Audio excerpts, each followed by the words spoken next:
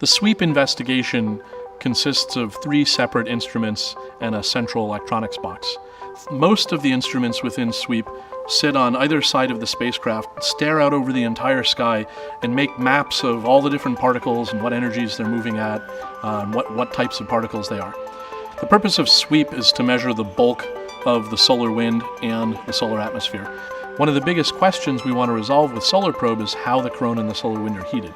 In order to do that, we need to see if there are waves that are coming from the sun and depositing energy within the solar atmosphere and in the solar wind. So we have a series of sensors across the spacecraft that will collect individual particles, electrons, fully ionized hydrogen and helium, which we call protons and alphas, and other minor ions, and make maps of the number of particles as a function of their speed and energy and type.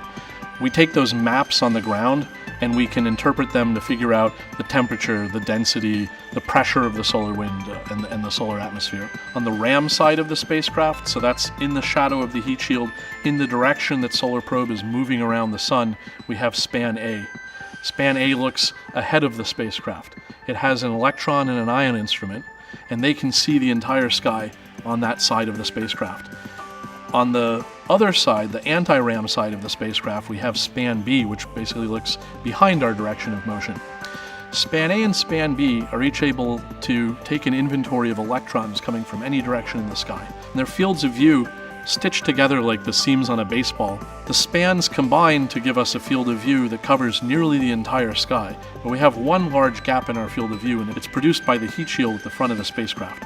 So we have the Solar Probe Cup as the final instrument within SWEAP. The Solar Probe Cup sits on a strut. It looks around the heat shield and faces directly into the sun. When our solar wind or solar atmosphere comes blowing into the cup, if those particles, which are charged, don't have enough energy, they get reflected out by that electric field we've set up. The particles with enough energy to make it past the electric field come in and strike a plate, and we record the current. All we have to do in an individual measurement is sweep in voltage and measure the number of particles that can make it in as a function of voltage. That sweep, when we interpret it, lets us figure out the average speed, direction, energy, temperature, density of individual populations of particles.